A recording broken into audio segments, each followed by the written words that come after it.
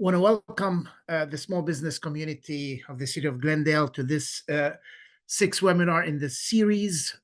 We want to thank the City of Glendale Economic Development Department for putting on this special training for the small business, because we realize that the small business is the backbone of economic prosperity for the city of Glendale. Because remember, every big business started with a small seed, an idea. So a small business grows to become a big business. So we value the small business in the city of Glendale. And as we have gone through this journey together, we started with time management to make your time count, because as small business, you have lots of things to do. There's not enough hours in the day. So by understanding the power of time management, then you are able to balance work with life. Then we talked about effective negotiation, because everyone, and especially persons in business, they negotiate every minute of the day. We talked about the customer service experience and customer delight to differentiate the small business from the rest. And then we talked about cash flow management with a twist. The lifeblood of any organization is cash and cash flow. Then we talked about mastering financial literacy at the personal level and at the business level. And today we are going to really crown the achievement of this sixth series webinar with a very interesting subject, the art of credit management. And why we talk about the fine art of credit management? Why didn't I say the fine science of credit management? Because anytime we see the word manage, especially when we deal with people, customers, people are not static. They are not constant. People have moods. People are subject to the external environment and to their internal environment. So things change. So really, we need a combination of science and the art of dealing with other human beings. And also the art of creativity. When you are a small business owner, and even if you want to continue growing, you have to be creative. And creativity is at the heart of art.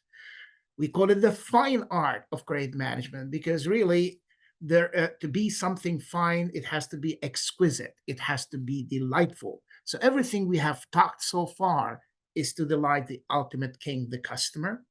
But also, as you become more elaborate in your approach as a business owner, remember, the finer things in life is what really create pleasure and delight. So today we're going to be talking about the fundamentals to increase sales and profitability. Now, to set the stage, we'll be talking about constructing a checklist. I want you, when you listen to this webinar today, or when you will be watching it and rewatching it, as a business owner, before even you build a building, we know we have to have a strong foundation. So this checklist is going to be that strong foundation that you are going to be building your business on. And then we need to gather the ingredients. Like any construction worker, any contractor, they need to buy the different types of materials to make sure that the building that they are constructing is going to be strong and stable to withstand any shocks. And in our case, in a business, we need to withstand the economic shocks, especially, and even the physical shocks of the environment. Now, any business, again, is not about selling. It's about collecting that money. And notice this slide shows there are 4 steps to cash flow management. Again, notice we come back to cash flow management. First, it starts with a prospect that doesn't know the company. So your sales and marketing efforts are going to do what? They're going to build the prospect's desire and willingness to buy the company's products. But now, can they actually buy it outright? Yes, if they can pay the cash. But what if a client prospect says, I don't have the money to pay today. I would like to buy your product or services on credit. I'll buy it today, consume the service today, and I'm going to pay you later. So really that takes us into the second level, credit due diligence. And that's what we are going to be concentrating today, which means when we do credit due diligence, we determine the prospect's willingness and ability to pay. Because imagine, here is a prospect. I love your product and service. Great. I want to buy it. I want to consume it. Great. Do you have the money? No. Now, my job as a credit professional, you as a business owner, if you want to give your product or service today and not getting paid today, now we need to understand, is this customer willing to pay me? And are they able to pay me in the future? We call that the credit due diligence, determining the prospect's willingness and ability to pay. And now you sold, you decided, yes, this is a good risk. I want to sell this customer. Now you don't collect the money because maybe you gave them 15 days to pay, 30 days to pay, 45 or 60 days to pay. In some cases, people get 6 months or a year to pay. Now you need to enhance the process by protecting, preserving, and maintaining that willingness and ability to pay you. Through what? Through customer service. That's why we dedicate a whole webinar on adventure into the maze of customer delight. We talked about the formula of customer service to differentiate any business, whether small or large, to be really the first choice for that customer. Because when a customer knows that you are their first choice, they become loyal to you, they have goodwill, they will be willing to pay you when they have the money in the future to pay you according to the agreed upon terms. And ultimately, collection. Collection efforts really is the ability to convert the willingness and ability to cash, which means somebody buys, they want to pay you in 30 days, you send them an invoice, you send a statement, and lo and behold, they will pay you in 30 days. Now, but our focus today, notice there are four parts to cash flow management. But today we're going to talk about the second phase, which is credit due diligence. And when we talk about credit due diligence, we're really talking about how to determine the prospect's willingness and ability to pay. And once they become your customer, is to continue monitoring that willingness and then ability to pay. Because a lot of businesses make a mistake. They feel, okay, I got this prospect, they became a customer, now the company becomes complacent. What happens when a company becomes complacent and doesn't take care of its customers? The customer becomes dissatisfied, disgruntled, they could withhold the payments, or they can go to the competition. So that's why it's important, once you do your credit due diligence and you decide that this is a good risk, make sure that that customer stays with you as long as the customer wants to stay with you. Now, what is the tool that we're going to be talking about that can help us to determine that? That tool is the credit tool. Many times we talk about credit. Maybe as individual, we hear of credit reports, we hear of FICO scores, we hear of credit worthiness. In a business setting, the same thing. Whether an individual wants to buy from the business B2C or whether another business B2B, we need to determine and analyze the credit worthiness of that prospect or the continued credit worthiness of the customer through understanding the power of credit and the extension of credit. Now, let's define credit. In my book, From the Cutting Board to the Cutting Edge, I define credit as follows. Credit comes from the Latin word credere, which means trust. The moment we think of the word credit, trust jumps at you. Because as a business, how can you deal with people that take your product or service today if you don't trust them to pay you? So trust is the foundation of credit. But it's not just a one-sided trust. It's a mutual trust between the grantor and the recipient of the credit. It involves a great deal of trust and confidence in the ability, willingness, and character of the debtor to deliver on its promises to the creditor according to agreed upon terms. Credit implies a reciprocal trust that the creditor will deliver what was contracted or agreed upon. Thus, credit is a cooperative function between a seller and a buyer, between the creditor and a debtor. Very simple. As a prospect, I want a service or a product. I do my research. I approach the company, and I want your product or service. As a company, since I will be paying you in terms, then you need to trust me that I'm going to be able and willing to pay when the terms are up, when the invoice is due. But once I buy your product and service, I need to really trust you that that product is going to be functional, is going to serve its purpose. If I buy A, it's going to give me all the qualities of A. I didn't buy C or D, I bought an A.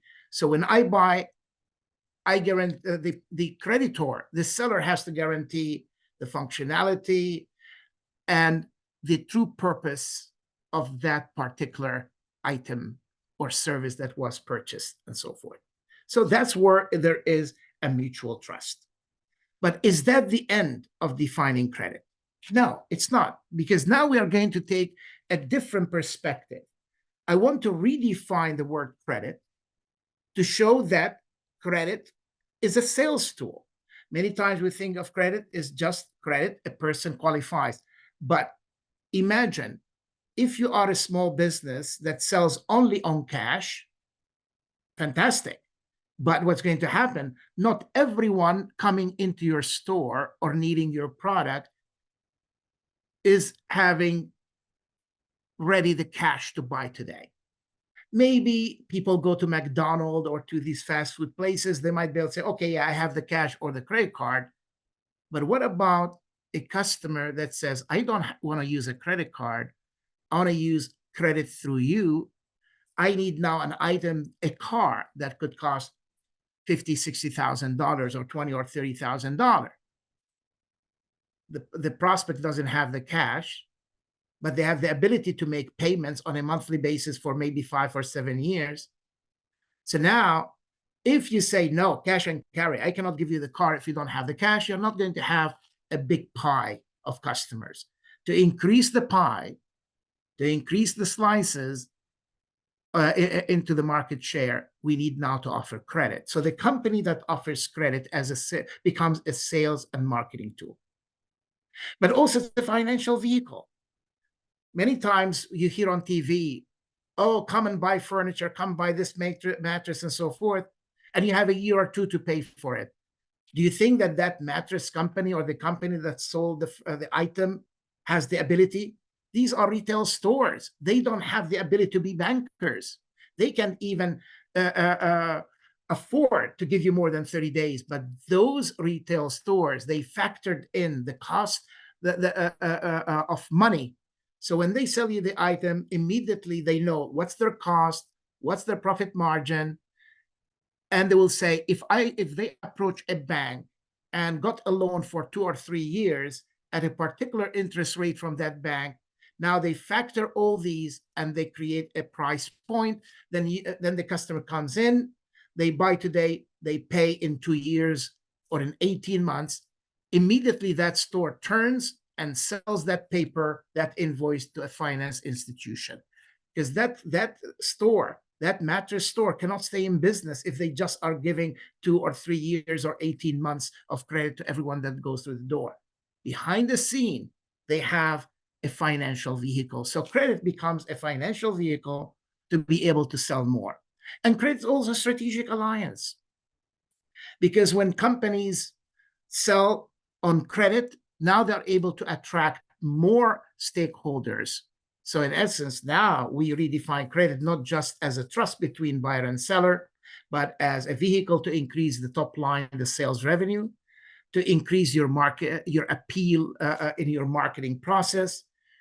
Also, it allows you to get financing. Imagine if I'm a mattress company selling on cash, not everybody has thousands of dollars to buy a mattress, but they can say, I can buy a $3,000-4,000 mattress and then get financing. But that mattress company is a vehicle. It's a financing vehicle. They get that money, the present value of that transaction today. The bank holds the paper, and the buyer is going to pay the monthly payments to that finance institution. So it's a win-win-win. And it creates strategic alliance between the retailer, the banker, the finance company, and so forth. So when companies start thinking in those terms, now they are thinking like the big companies. You level the playing field. You are no longer a small business. You are really in the big leagues without being a big company. Now, when we think of credit, the fine art of credit management, everything starts with a vision. The vision dictates your goals. Because if you want to reach a certain level in your business, that's your vision. Usually vision is long term. I envision myself in 5, 10, 15, 20 years from today, 30 years from today. A vision itself is one sort of a goal, but to get there we need milestones. Each milestone requires decisions.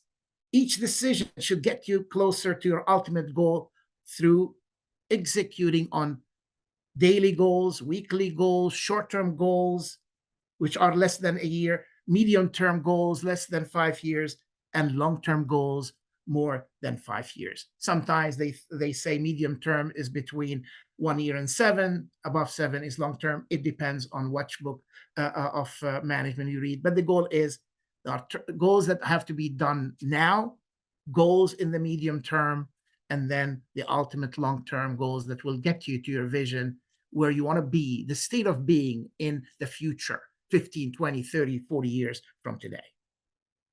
Now, when we think of vision, I like companies and individuals within companies to realize, yes, there might be a vision and a goal of the founder, the CEO, the owner of the company, but every single department, and if a company small doesn't have departments, every single individual in that company should have a vision and a goal that aligns with the vision and goal of the company.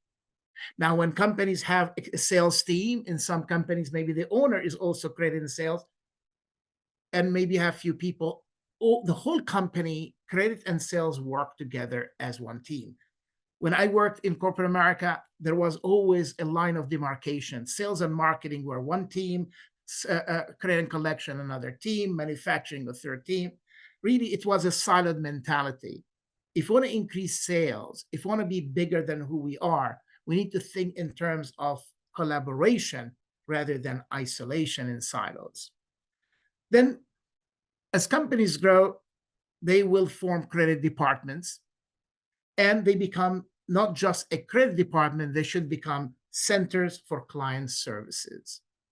Like when I worked in a corporation, I formed the credit department, but then we became the collection department, the sales department, where I traveled with sales all around the world, training sales, training distributors, training clients on the guidelines and procedures, how to be successful in business.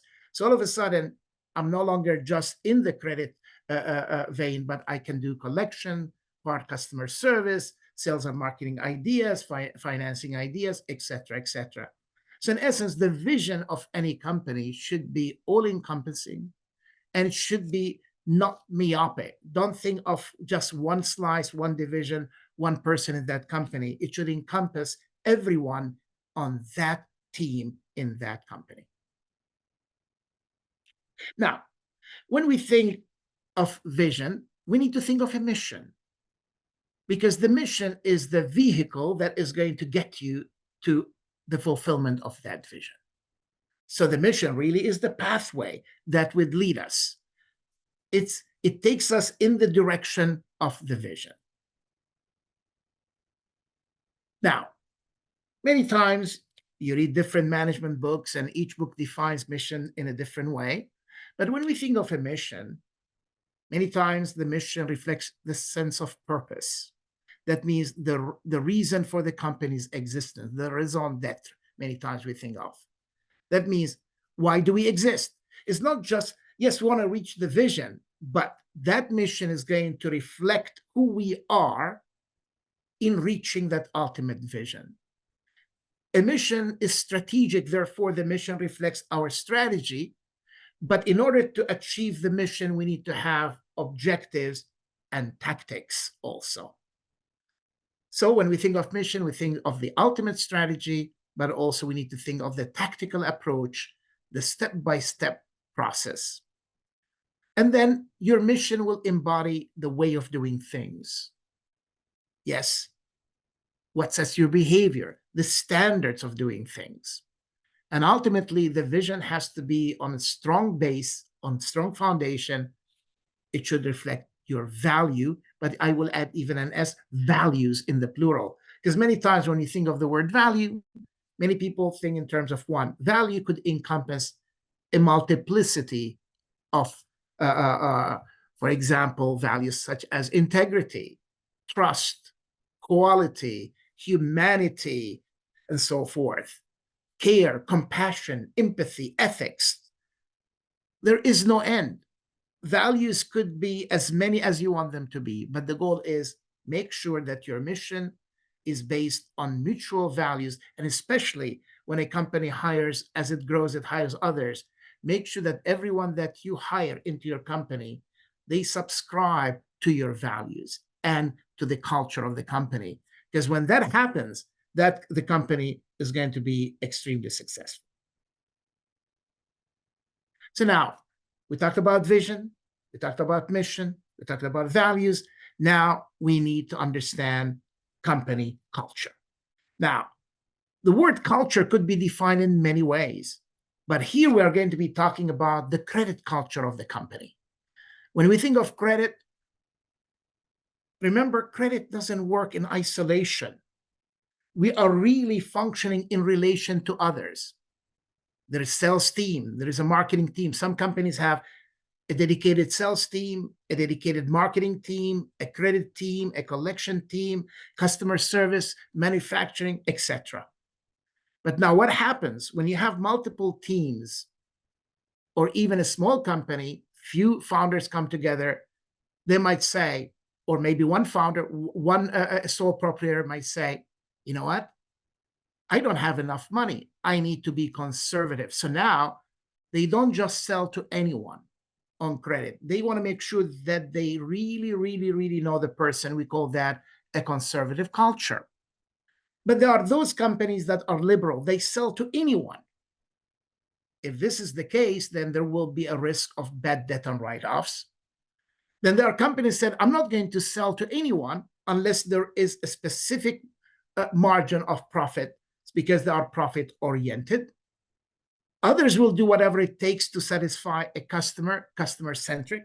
Amazon is customer centric because Jeff Bezos says that the customer is divinely discontented. So that means they do whatever it takes to satisfy the will of the customer. And then sales and marketing oriented. Some people say, I'll use credit in order to move sales, not credit to be conservative or to be just profit oriented. All what they care is the movement of sales. Sell, sell, sell. And I've seen sales teams where they sell even at a loss. In fact, a sale is not a sale until the cash is in the bank. And if the cash is less than what we expended to produce the service or product, we are at a loss. And it will not be long for the company to go out of business or become insolvent. Now, what can help a small business in reaching its ultimate vision, activates its mission that is based on strong values and culture? Believe it or not, policies and procedures. I'm a proponent. If you are a small company or a big company, you need to have policies and procedures. I worked for Fortune 500 company, and they didn't have good policies and procedures. Some companies don't even have them. Everything is in the head of the sales and marketing team. They don't document. Some departments have, others don't. My approach is every department in a company, whether small or big, every company, whether it's a sole owner or a partnership or a corporation, small or large, they should have policies and procedures. Because why? If you think of policies and procedures, they guide the way. Think about it. A vision is a future state. It tells you the destination. The mission is the pathway. Now, when we have policies and procedures, now it will help us to take our steps in order to get to the ultimate destination. Also, policies and procedure will help a company to hire, train. And if somebody goes on vacation, if you have strong policies and procedures for every task, for every job, then becomes easy for a person to come in, to assume the role for that week or two while somebody is out, and implement immediately the different tasks that are needed, the steps to fulfill that particular job. So policies and procedures are not a straight jacket, or a safety belt. But now, when we are talking in terms of credit and collection, I like to bring the two together, because if you give credit, you need to collect. When you build your credit and collection policies and procedures, because we are talking about the fine art of credit management, it starts with the reflection of your mission and vision of the company. That's why we took some time to learn about what's a mission and what's a vision. It should reflect the culture, because a conservative culture will require conservative credit and collection policies. A liberal culture will require a liberal collection and credit policies and sales policies. So in essence, understanding the culture is going to tell us what type of policies. Just imagine if I work for a company that values sales, I'm a credit person that says no, no, no to every sale transaction, I will not stay for long there. Sooner or later, I'll get fired or I'll get disgruntled and I will leave. Why? Because I believe in a conservative sales credit approach. But the successful credit professional is someone who understands the culture and adapts to that culture without violating the credit fundamentals. Because credit is about building the trust and mitigating the risk. Even if a company wants to be liberal, guess what? I'll go buy a credit insurance policy on the receivables so I can fulfill the sales role, they can sell more. But now I have an outside entity, an insurance company that says, no worries, I'm willing to take the risk on your behalf. Go ahead and give them the credit, but you have to pay a fee. Now, sales and marketing is happy, and the credit is happy. Why? Because I mitigated that risk. So that's why it's very important to understand what type of culture it is. Encode your standards and behaviors. So whenever we have policies and procedures, make sure that we write every standard, every behavior, understand all the roles, get all the job descriptions and the job specification, and now start writing policies and procedures, step-by-step process on every policy. For example, and also it should reflect your values. Now, if we are dealing with new customers, the first thing I need to have a new customer policy, which means what does sales and marketing need to do to go find a prospect to become a customer of the company? I'll create a policy telling sales and marketing what customer profile I need. What do they need to fulfill? Are there any forms that they need to be able to fill out? Then I need to have a credit. Once I get those applications, there will be a credit investigation policy. Once I investigate, credit analysis policies. Then once I analyze the decision made, authority level. Maybe one person can approve up to $10,000 of credit, another from 10 to 50,000, another 51,000 to 100,000, and above 100,000, and so forth. Then there will be a credit limit policy. Do I give every customer?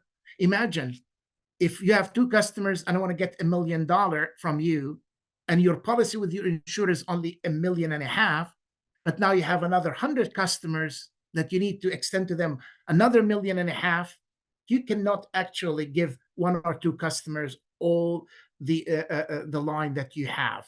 So each company has what we call a risk tolerance, and you need to take that risk tolerance and that bucket and assign it over the portfolio that you have. That's how you create diversification of risk. Now, again, all encompassing of your functions. If you give credit, you are going to give a limit, they are going to give terms. Some companies will give 15 days, then the customer has to pay 30 days. What happens if they don't pay after 15 days or the 30-day terms? Do you put them on hold or not? There should be a policy for that. Periodic credit review policy. We don't want to be complacent. So we need to review every account that we have in the portfolio on an ongoing basis.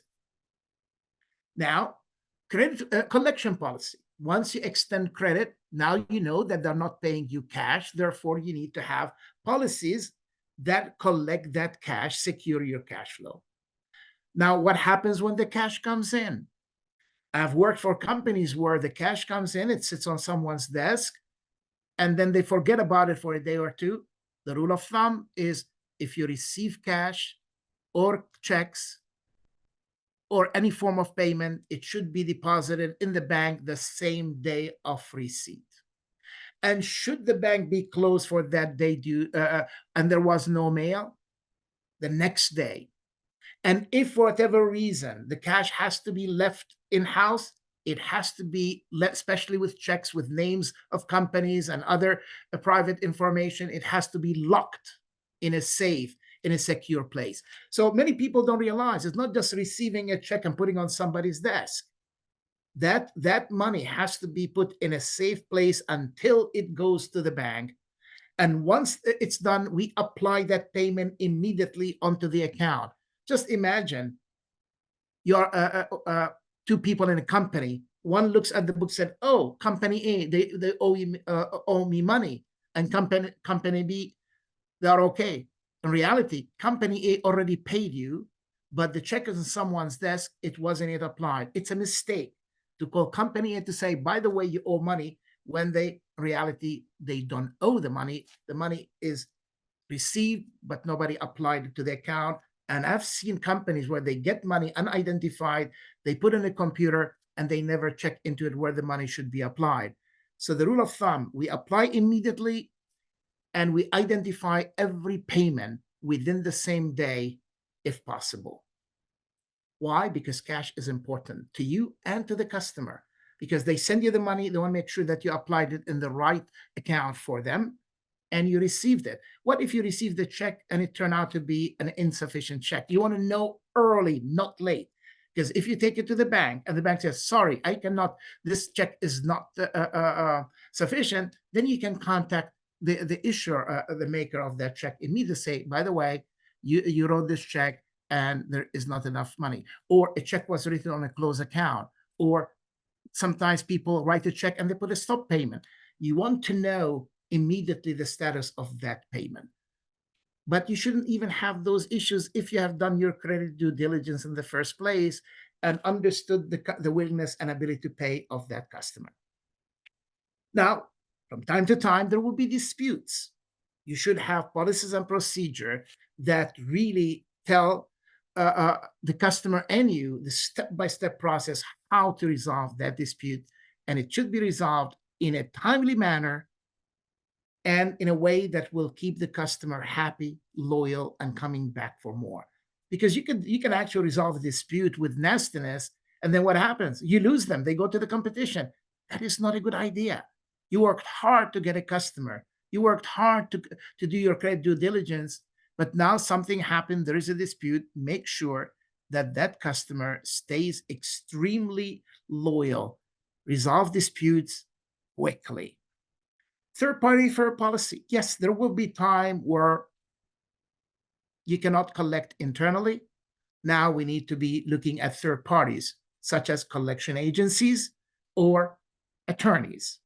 There will be collection attorneys, and sometimes even we pursue through a collection agency and attorney the legal route. Yes, we can go and file a lawsuit to get a judgment in order to get paid now or in the future.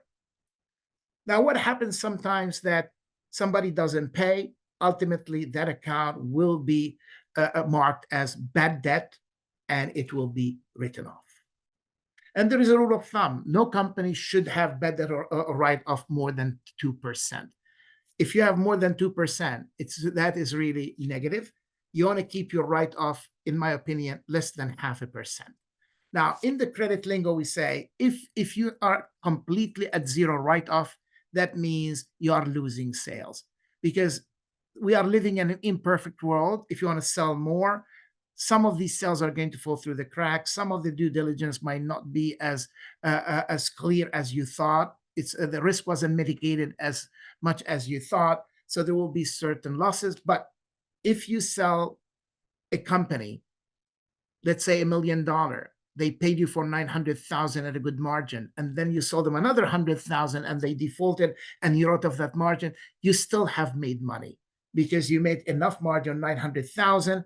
That margin, the 100,000 remaining, it ate from your profit, but it still kept you profitable. So that's how people look at it. They look at the bad debt. So they say, have a small write-off percentage if possible. But in my experience in 30 plus years in credit collection management, I only wrote off $3,000 total at a company.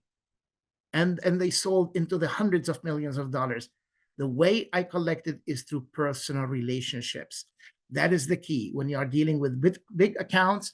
If you have a great personal relationship with the customer, make sure that you know the customer on the personal level. The chances of default are going to be extremely slim to none. That's my experience in many, many years in credit collection management. So the personal touch, the human touch, is the most important thing in ensuring cash flow for your company. And lastly is record keeping and disclosure policy. Believe it or not, there are many acts of Congress that require you to disclose, like the Truth in Lending Act. If you are going, you need to disclose the APR, the annual percentage rate. If you're not, you'll be in violation of the act. So there will be many times you go and open a bank account. They have to give you a disclosure statement about the fees, the charges, penalties, and so forth. So as a company, the IRS, the government, there are regulations that require us to keep record for X amount of years, 4 years, 7 years, or for life of the transaction. So disclose.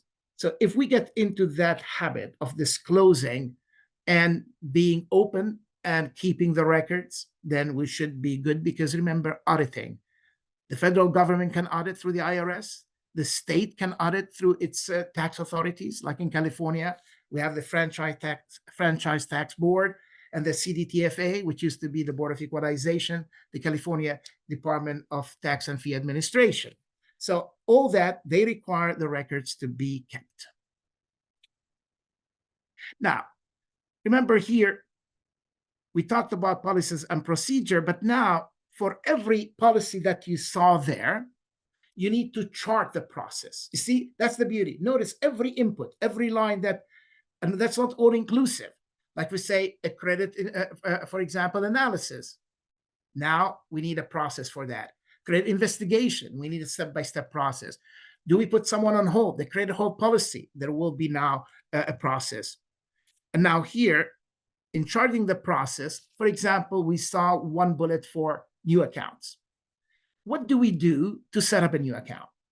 At a company I worked in, the first thing we did, we had, before even a credit application was received in-house, we told our sales and marketing team, our distributors, before you set up a customer, give them a setup sheet. Just, I need to know who they are, some preliminary information, so I can go get a credit report on that prospect. Because in the credit field, the long lead item really is a credit report. People think, yeah, I can put a name or a company, ask Experian, Equifax, Dun & Bradstreet to get a credit report. Yes, but all the information they have is stale dated. Many times you go in and the information is really more than 6 months old. At that moment, I will require them to do a fresh investigation. And that could take anywhere from 3 days to a week to sometimes an international transaction, several weeks. So by having a setup sheet on that customer, I'm ahead of the game. I get the information, then I create a pre-approved list. I go ahead and get a credit report. I don't want my salesperson to bring me in a transaction to ship tomorrow. And then I have to start to do the credit due diligence today. And sometimes it could take a minimum of 3 to 4 days. Now the customer is waiting, the salesperson is waiting, they're upset because they promised that you apply today, I'll ship the product tomorrow. So we decided to create what we call a setup sheet protocol, where send me the names of those you're working on. By the time you get the transaction finalized, already have the basic credit due diligence information, the long lead items, especially the credit report. And if they fill out an application and really give you even financial information before even they apply, I might make my decision in less than 5 hours. Because big accounts require, there is no such thing as putting the computer, the computer crunches the number. Anytime there is credit due diligence, there is human intervention.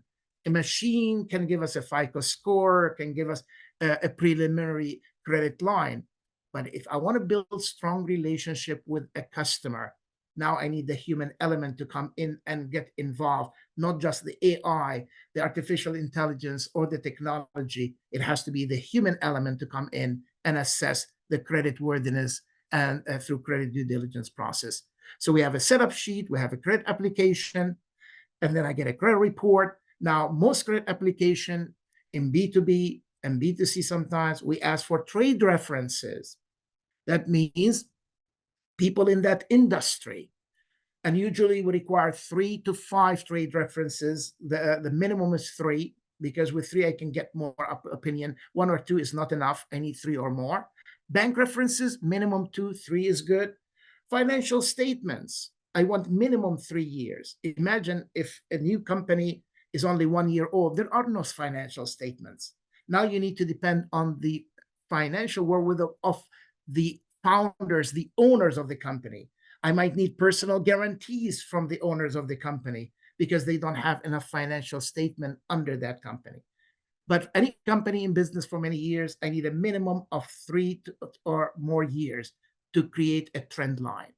1 year doesn't create a trend, 2 years doesn't, 3 years or more, yes. Like year 1, they were low, year 2 were low, the 3rd year they went up. Now I know the direction of that company from third year onward. When I get financial statements, I will score them. We do credit scoring through proprietor dashboards for the company. We do financial ratio analysis and Z-scoring for bankruptcy possibility. And then many times I ask the salesperson to tell me, how strongly do you want this account? Because if the salesperson wants that account strongly, I always tell my salespeople, okay, imagine you as a salesperson or marketing person own the company. And that is now your money. Are you willing, if you had cash in your pocket now, will you give that cash to this prospect? If the salesperson hesitates, I said, sir, you didn't. All what I want to hear, yes, because you did your due diligence, you went visited the customer, and you know the customer, now you are vouching for them that they need the product, and don't worry, Eddie, they'll pay you according to the terms and conditions. If you cannot tell me right out, yes, I will give them my hard-earned money. And my second question is, if this was your company, what decision will you make? Will you give the credit or not? So if there is any hesitation on the salesman part, then I have a conversation with the salesman, to tell him or her how to mitigate that decision. Yes, we want to sell, but we have to sell without have any blinders in the process.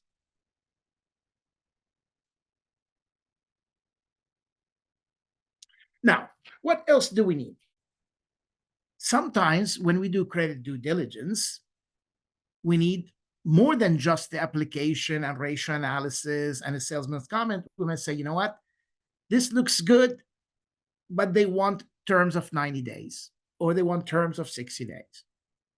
Our cash flow is going to be affected, but also they are not as strong as they appear to be. Maybe they don't have enough equity in the balance sheet. So we can ask them for security instruments. In international trade, the first thing we do is we ask for letters of credit from a bank. We ship against it and we get paid. Like if somebody calls us maybe from Saudi Arabia or calls us from Japan or from Zambia, Zimbabwe, and said, I want to buy from you. Now there are many websites that can tell us the sovereign risk for that country. They can tell us, they might not even tell us about the customer. At that moment, if the country is questionable, the customer is questionable, perchance that customer knows the bank and has great relationship locally. So that customer can go to the Zambian bank and say, okay, I want you to issue a letter of credit to ABC company in the United States for the amount of $1 million. If the bank is willing to issue it to a US-based bank, and my US bank says, yes, no worries, we have a relationship with this Zimbabwean bank or Zambian bank, don't worry about it, it's confirmed, you got paid upon presentation of documents. That's a letter of credit. I can ship against it, even though I might not know the customer that well, and I don't feel comfortable with the risk of the country. Sometimes they open standby letter of credit because a letter of credit is very expensive to activate. Sometimes people say, don't worry about it. I'll open a standby, only use it if I don't pay you. It's cheaper to do that. So we accept standby letters of credit. That means, look at the word standby. It's standing by in case the customer doesn't pay. Or guarantees. Guarantees, a bank can, some banks will give guarantees, other banks won't give guarantees, only letters of credit. But we get personal guarantees, we get corporate guarantees. Sometimes we ask people to sign a promissory note, or in Mexico, pagarés. Sometimes we have security agreements, UCC filings, liens, and so forth. So that means in the credit field, there are different shields of protection. And sometimes the credit professional has to invoke any of these in order to make the sale. Because the goal is not to say no to a transaction. My motto in credit is always, never say no. Look at the possibilities. Find the mitigating vehicles. Find any instrument that can make that sale happen without any blinders. And yes, there is another tool, we call that credit insurance. Because with the credit insurance, now you have a third party that says, yes, go ahead and sell them. Don't worry. You can sell them and be happy, because the credit insurance is not in the business of risk. Maybe the credit insurance has information of the company that I cannot obtain as a credit professional, or you as a small business. But if the credit insurance feels that there are a good risk, that could be something. Not everybody can use it, but I like to mention it because today you are small, you might not be able to afford it or to use it. But as you grow in your business, that could have a role in the future. And then trade financing alternatives. Imagine you're a small business, you're an engineering firm, and then here's a company that calls from outside the United States and they want your service and your product. That company is strong. They could actually apply to the United States Exim Bank, Export-Import Bank of the United States, through a bank here. And now, lo and behold, you could take the benefit of that relationship, that transaction, a trade financing, to fund your transaction. You get paid here in a very short time. And now that company, a buyer financing transaction through trade financing mechanism, they will get 3, 4, 5, 6, or 7 years from the bank. Wow, win, win, win. So when we think of a new account, many times people think, yeah, it's just cash and carry or come. No, there are many instruments, many things that we need to do as credit professionals in order to make sure that the sale is done with full risk mitigation. Now, you see, that was just, notice one line, how to open a new, see the different things that we talked about, just about how to open a new account. And now even I can give 90 minutes or more just on what a credit application should contain. And on trade financing, you can go to several days of seminars and workshops just to understand the different vehicles. So practically that slide, the previous slide, you can have multi-days of training. The goal is don't be overwhelmed. Just understand that they exist, and when you need them, you'll find a way to activate any of these options. Now, collection and write-off. Again, do we just write off something? No. There's going to be a very rigorous process to make sure, as a company, whether you are small or big, that you are going to get paid according to the terms and conditions that you agreed upon with the buyer, with your customer. So the first thing that many people even ignore is calling, emailing, sending letters, and even backup. Because many times people say, oh, I didn't pay you. It's not because I don't want to pay you or I'm not able to pay you. I didn't receive the invoice. Some people email the invoice in these days. What if that invoice went into cyberspace? It's lost. It never received. The person who received it by mistake deleted it. There are glitches in the system. The other day I was working with someone and said, have you billed those people? Oh, no. I called the people and said, no, they never received the invoice. Okay. How can they pay if they didn't receive the invoice?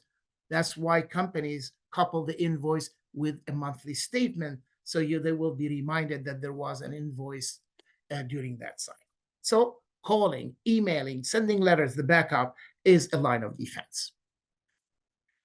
Involve Salesforce. We need to involve. Many times companies have a great collection tool, but they don't involve them. They feel sales and marketing should be isolated and protected from contacting a customer to ask for money. We call that soft collection, because sales and marketing people have their own people inside that company that have influence. They might be able to just say, oh, no worries, let me make a phone call, and lo and behold, you get your payment. So we need to involve Salesforce. We need to initiate payment plans. Many times I've worked for companies, all or nothing. Yep, you owe me $1,000. I will not accept 900. Wait a minute. Accept the 900 and let's wait on that 100. Or if somebody doesn't have money to pay 500, make $100 per month over 5 months plus interest, it's doable. When I worked at the collection agency, that's exactly what I did.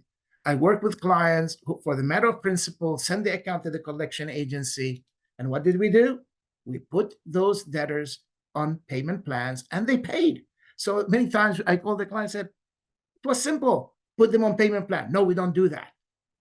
Our principle is this: either you pay or we send you to collection. That was their philosophy. I believe it's wrong.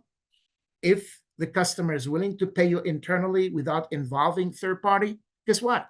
Because the moment you send it to a collection agency, right there, you're going to lose anywhere from 10% to 50% or even more of that. So if somebody owes you $1,000, right there, the collection agency could get $300-400 of that. But if you put that person on a payment plan over 5 months and they pay you the 1,000 plus the interest, you lost nothing, because you protected the value of money through putting an interest charge, as long as it's not usurious. So there are ways. So put first on internal payment plan before you involve outsiders. Some companies even they have attorneys and they fail to include their legal departments. I know of a retail store that always involved their legal department, and they used to send a legal letter, and they used to collect. That saves a lot of money, because when a company sends to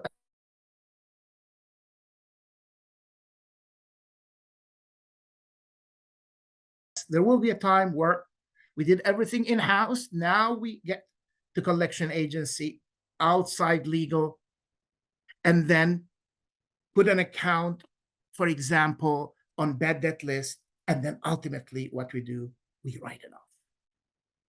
So you see, again, here is a charting of the process. What else do you need to know as a small business owner? We all know as business owners that there is a legal environment. There is a law for everything. And these laws, if we violate them, they are going to really be costly. So now, what are the laws and regulations that any small business should know? We don't need to be attorneys, but at least we need to understand. And the good news now with AI, you can go on ChatGPT and say, okay, give me the summary of the Fair Credit Reporting Act. And it's going to give you the summary of that. The Fair Debt Collection Practices Act is going to give you. So in essence, we need to understand the Fair Credit Reporting Act, the Fair Debt Collection Practice Act. That means even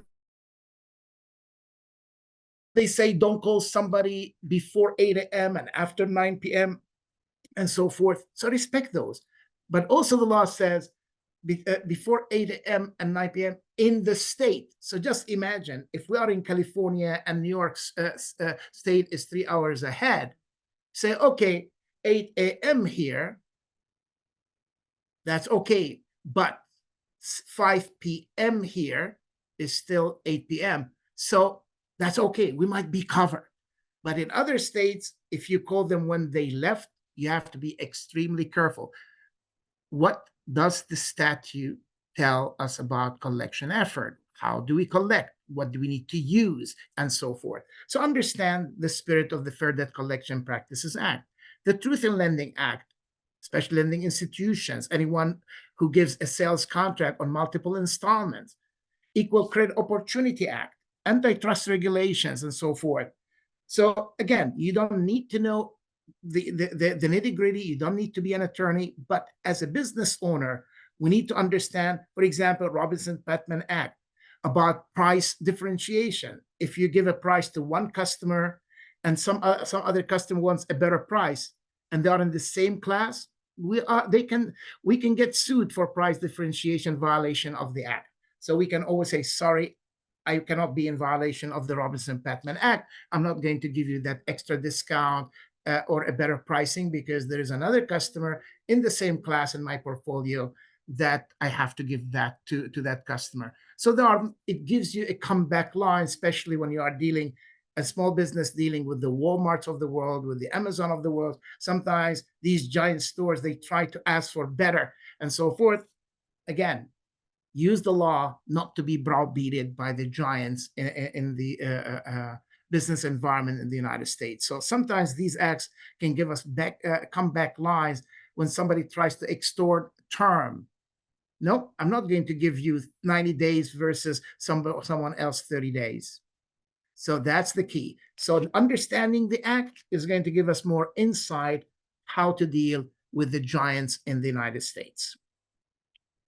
Bankruptcy Act, the Money Laundering Act, the Patriot Act, especially after 9/11. Now, we have to be careful who we do business with.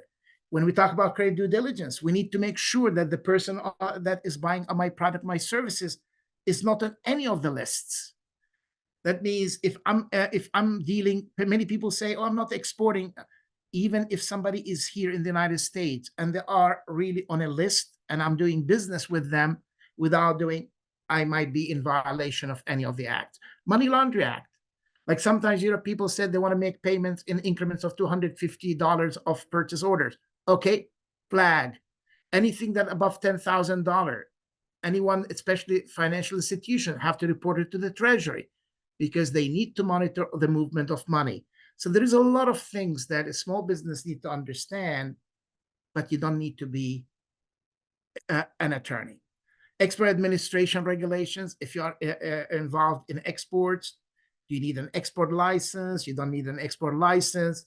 Customs regulations. So this is really the tip of the iceberg.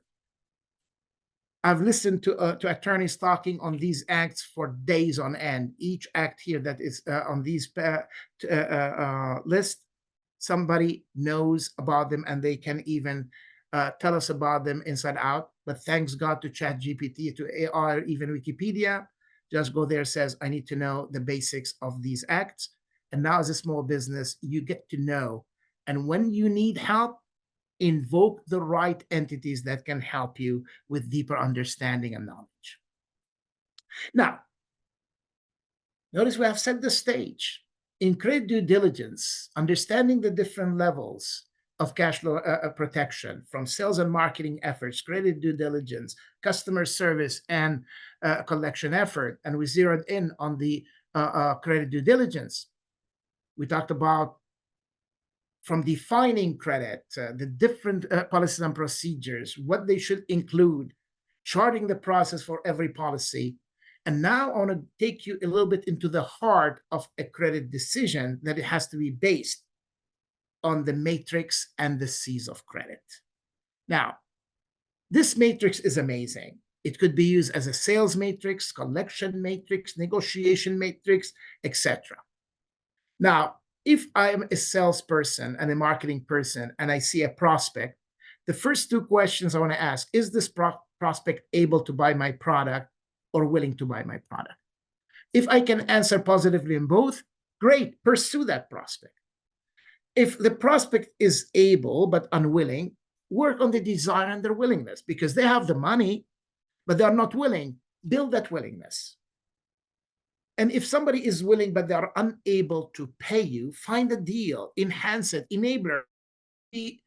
Let's say you are a parent, you have a child. The child wants, they graduated, want a car.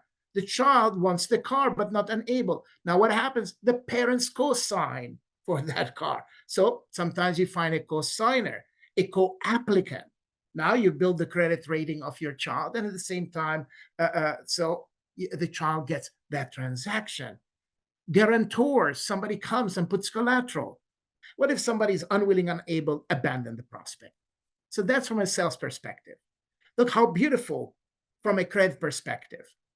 Now, we know that they're able and willing, then guess what? I approve them. when a salesperson says, yes, Eddie, this time I pursue them, they're able and willing, I say, great, approved, because they gave me all the things that I requested to satisfy the credit transaction to make a decision. What if somebody is able but unwilling? We'll work the deal, protect the transaction. At that moment, I know maybe what I'll do, I call the credit insurance, said, do you have ABC company in your roster? Yes. Can I get an insurance policy on them? Yes. Boom. Now I can go tell my salesperson, pursue them. Don't worry, give them whatever terms they need, because we know I can get a credit insurance policy behind it to protect that credit transaction because of their unwillingness. But what if they are willing but unable? We think outside the box, we seek alternatives. Again, we look at financing options. Like, what if a customer says, I need a project, it's $1 million, but I can only pay you $150,000 a month. Okay, 150,000 a month times 12, right there, practically 1,800,000. But they cannot pay 1,800,000 in 1 or 2 or months or 3 months. But if I can approve that transaction and they can pay me in $150,000 increments for 12 months, now we achieve that transaction. It's thinking in terms of financing and payment plans. And unwilling, unable, we reject the applicant. Now, look at the collection effort. If somebody is able and willing, great, they're going to pay you on time. But if somebody is able but unwilling to pay you, I'll pursue vigorously. I'll send them to third party. I'll involve my attorneys and legal department to collect it. What if they are willing but unable? We'll work with them, put them on payment plan, do something to keep them going until they pay off the debt. Those who are unable and willing, write them off, cancel, don't waste your time. You see how beautiful is that matrix? Really, you have 4 buckets, 4 quadrants. Very simple decision. Able and willing, what you do. Unable and willing. So by understanding the power of the matrix, now the credit professional, the business owner, is able to make those decisions very quickly by understanding what needs to happen to make that transaction a go.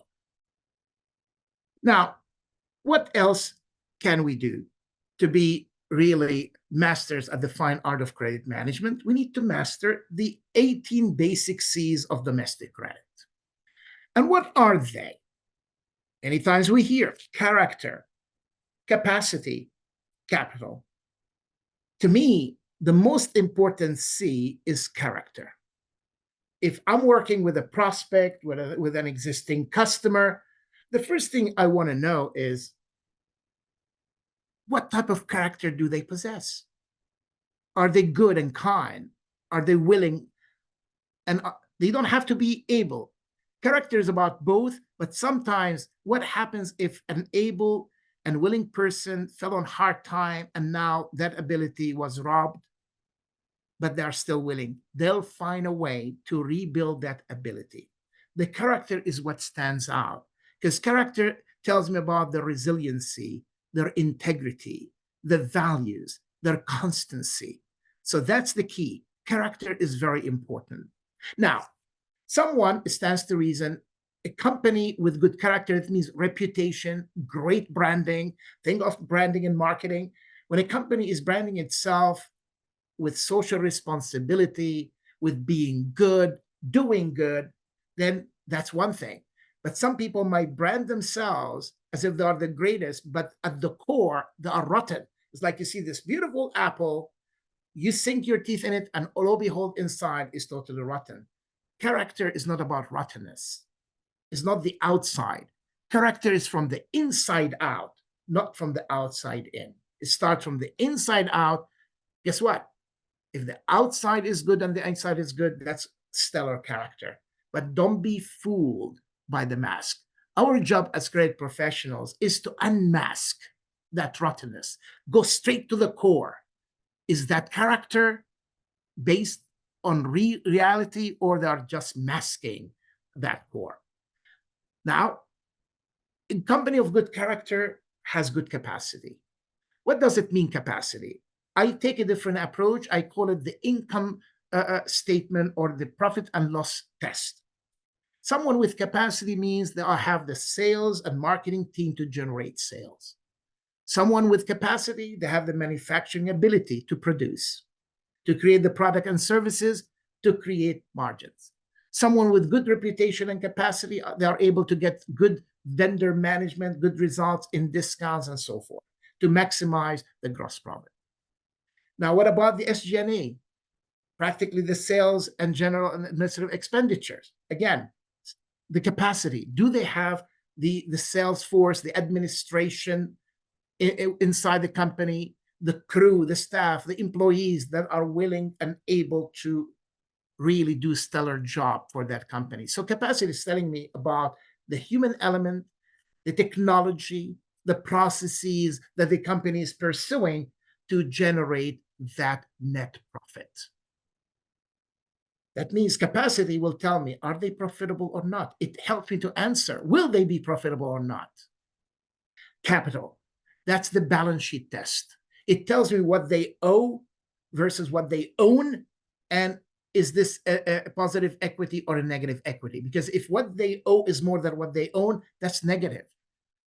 But if what they owe is less than what they own, that's positive. So that's really the C of capital, understanding the balance sheet strength, their capital position. Because when you have capital, you can pay your bills. When you have capital, you could invest and so forth. You can grow the company.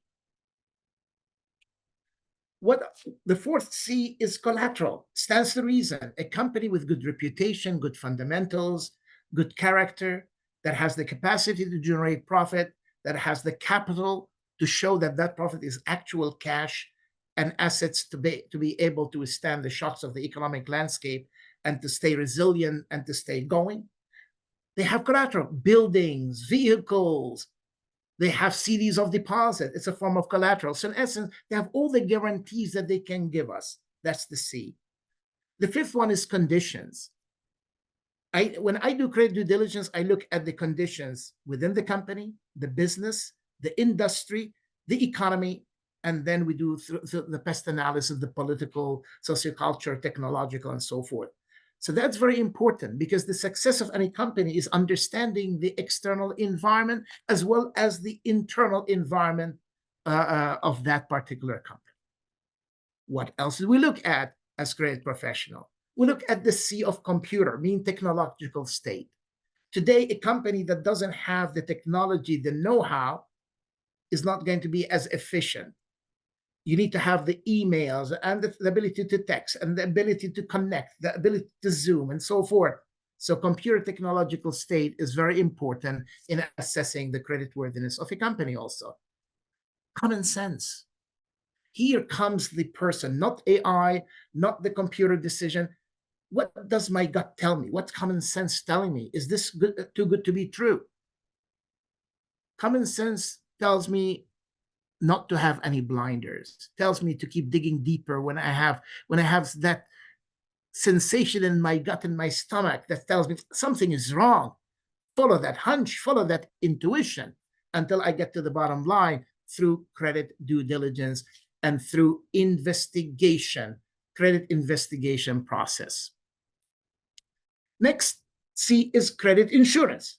That means if internally I couldn't find enough information, because we live in the age, some people, if they want to hide information, they can. But because the world is interconnected, someone somewhere has information. So if I can get credit insurance on my portfolio, now I can go sleep the night because tomorrow I might wake up and there is a war somewhere. There is an earthquake somewhere. There is a tsunami. There is a tornado. There is a flood. But when I have a credit insurance, it will make sure that it covers all the elements. Sometimes element of nature might not be covered, but get a policy that will cover as much as you can. And if there is other elements, there might be some governmental support and others. But as a credit professional, before I ship or I sell something, I want to know, how can I reduce the risk? How can I mitigate the risk? Should anything happens in the environment, and especially in the commercial environment, that I'm protected, I'm getting paid. The interpersonal C's. Many people think, yeah, that's it. Let's do, like many times books will talk about the 5 C's of lenders, the 5 C's. There are more C's. I call that the interpersonal, because even when I want to make sure that every person who interacts with credit, whether you are a receiver of the credit or the issuer of the credit, communication, two-way open, cooperation, collaboration, and always courtesy. That is very, very powerful because from the beginning, credit is a human interaction. It's not just about applying and let the machine decide. Ultimately, there's going to be a human interaction. In small transaction, no big deal, but big transaction, I want to know the person on the other land. Is that a robot or a real person? Because a robot, I'm not going to build goodwill and loyalty with a robot, but I want to build a goodwill and loyalty with a human being that is going to keep buying from me, from my business, and help me grow my business.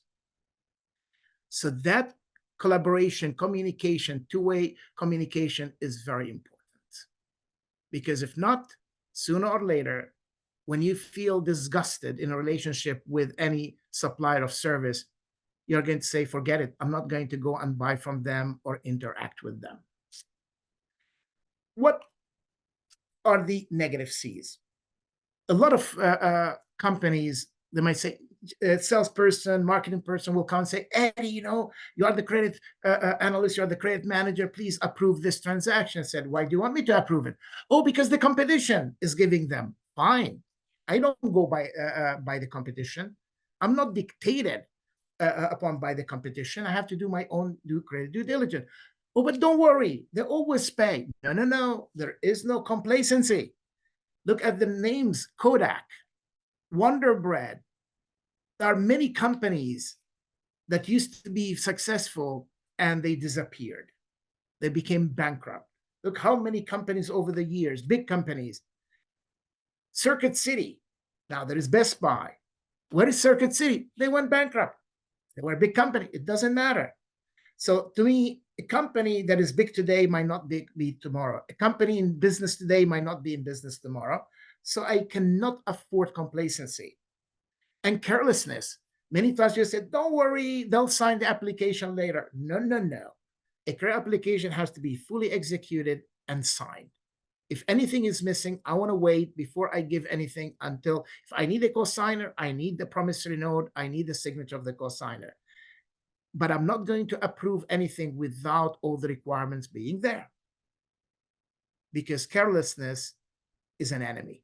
So these are the negative C's of credit. I've seen a lot of companies that were careless, complacent, and they follow the competition to end up in insolvency and bankruptcies.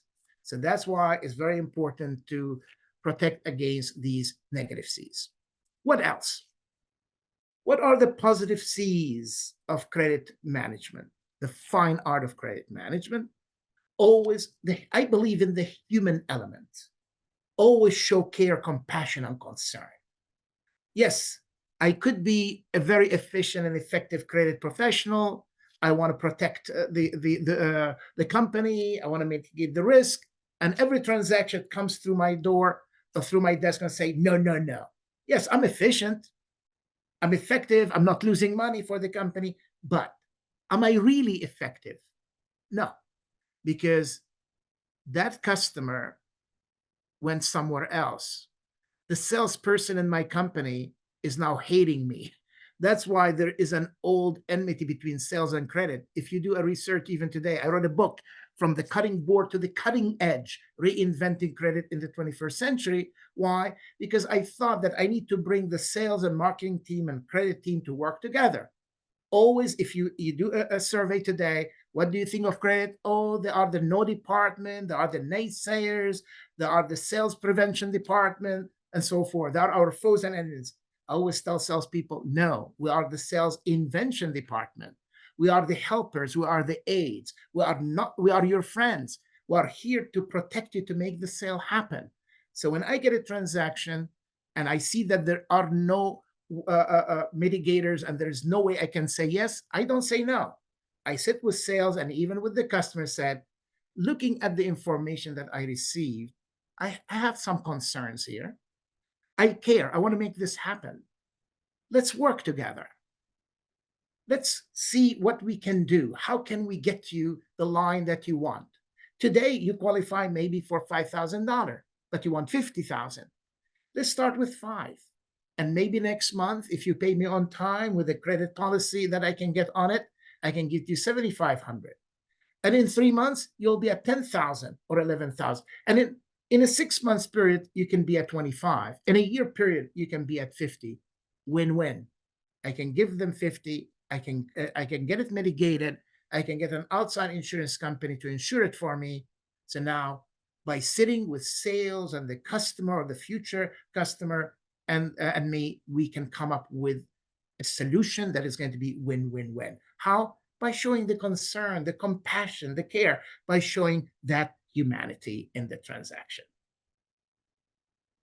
Now, that was the 18 C's of domestic. What about international? Guess what? Add to that 18, another 3. Now we'll come up to 21 C's. Because here is the United States, but people don't realize the United States is like 50 countries. The risk in California is not the same as the risk in Idaho or the risk in Texas or in New York. Like, I've been to Texas many years ago, and they do transaction with a handshake. What happens when that Texan company had a handshake with a Mexican distributor that came across the border from McAllen, Texas, and got a tractor? Now, this US company didn't get paid by the Mexican company, and now how can they pay their US supplier? But when I asked the CEO of that company, he says, oh, I know them. They have a lot of land. They have this or that. So he was at ease to shake hand with a Mexican buyer to get this big tractor of the lot and still get paid. So, but what happens if there is a war between the country of Mexico and the United States? Now there is country risk. Yes, I know the person. We go to their fincas and to their haciendas or to the ranches in Mexico. But what happens if there's an actual war? Now, all of a sudden, that transaction could be affected. That's why we have country risk. So in international trade, we look at the risk not only of the customer and the transaction, we look at the risk of the country. Like the State Department today, the Treasury Department, the Bureau of Industry and Security, the Department of Commerce, they have a lot of sanctions, like Russia is being sanctioned. North Korea is being sanctioned. Sudan, there's sanctions. Partly Cuba, they have sanctions. Iran is sanctioned. So even individuals. So any individual country that we work with, we have to understand, is there a risk? Currency controls. There is international exchange risk. Do I sell in US dollars or do I sell in local currency? Anytime you have different currencies, there's going to be a currency risk.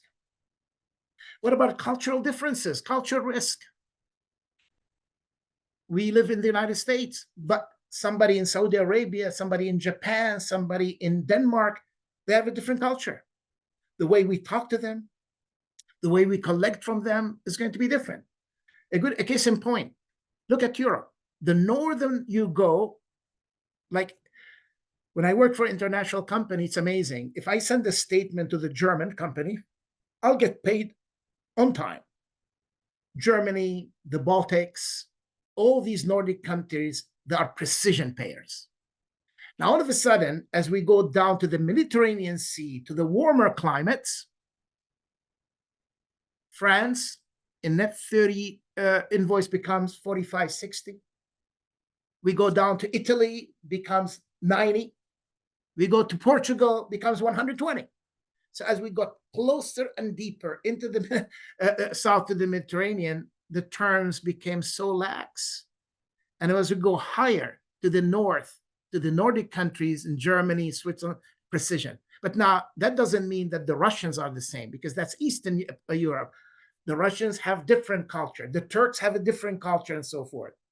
So in essence, because in some countries, it's not the terms, it's the relationship. Do you know the Turkish counterpart? Do you know the Saudi Arabian counterpart and so forth? So by looking at different cultures and building the relationship, that's why I always say the knowledge, the KR factor, knowledge and relationship. If we acquire the knowledge about the country first, the transaction, the laws and regulation, and build strong relationship, we are going to collect.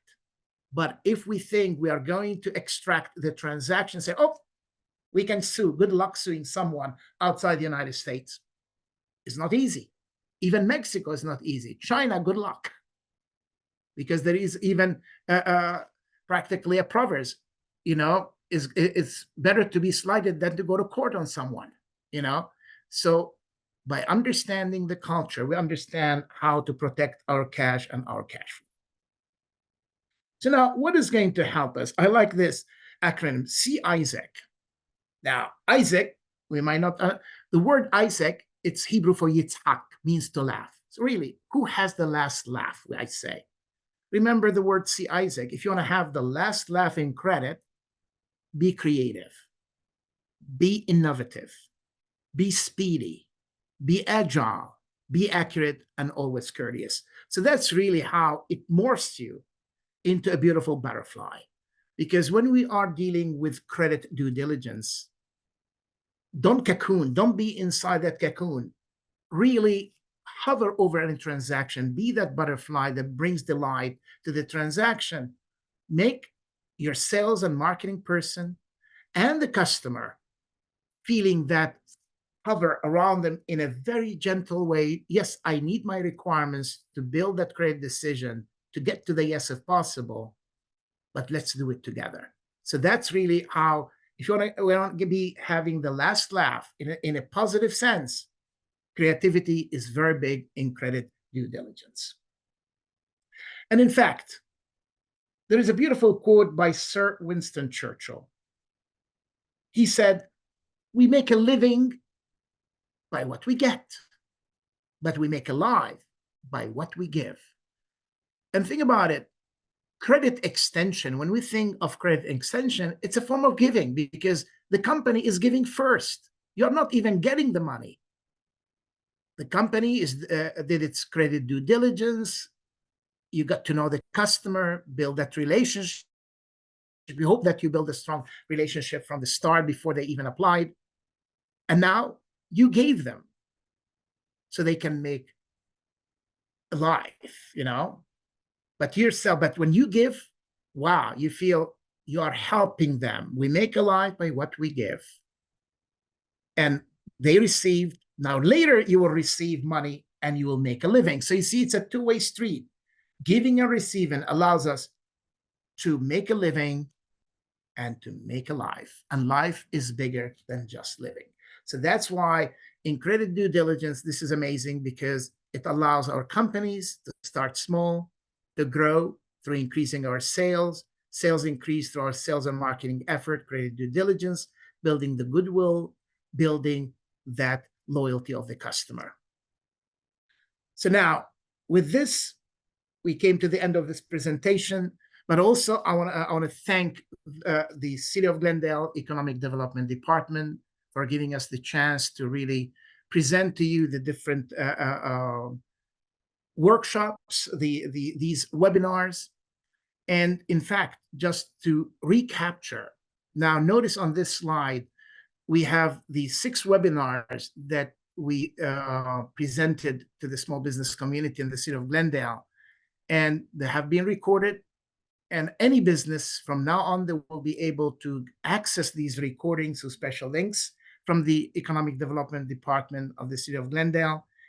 And we encourage you to go through every single webinar because there will be surprises and there will be prizes, so to speak, that for the company, especially we want to commend those who supported the May 2nd Small Business Summit, the Let's Grow Glendale. And if you attended, I had 2 sessions. Here is a gift for all of you. If you attended one or both sessions and you get to see all the 6 webinars, then you will be qualified to participate. If you just watch all 6 webinars, I'll be talking to the Economic Development Department, deciding between 1 to 2 hours of free consulting with me to go over anything that you need to know in the business dynamic to help your business to continue to grow, because it says, let's grow Glendale. We need to keep growing in Glendale. But if you finish all 6 webinars and you have attended one of my sessions on May the 2nd, then you'll qualify possibly you'll be in a list for a raffle for half a day of consulting. And if you have attended both workshops plus these 6, then you'll be really eligible to win a 1 full day of consulting. And this is very important for a small business, because look at presidents of countries. They have their cabinet, they have their advisors. I believe a small company has to have the same guidance, advisors, and have your own cabinet around you. The Economic Development Department is that cabinet for you. You have people there in the city of Glendale that care about you as a small business, and they want to help you to grow with the knowledge and the resources that they have access to. And now I'll be another resource for you with Synergist and with the city of Glendale to help you. So we encourage all of you to finish all these 6 webinars and to really communicate with the City of Glendale Economic Development Department that you have finished all 6, so you can put you on the list to qualify for that 1 or 2 hour of complimentary consulting for you. So I want to thank you very much. I want to thank Jordan and Mariah and the City of Glendale for giving me this opportunity to share part of what I know with you, because I know the world is a big ocean of knowledge. We only have several drops of it. So I hope that these few drops can help you to continue accumulating more drops, because the oceans start with 1 drop. All oceans, all bodies of water started with 1 drop. So here's another drop in order to create your own ocean of success in your business endeavor. So thank you very much.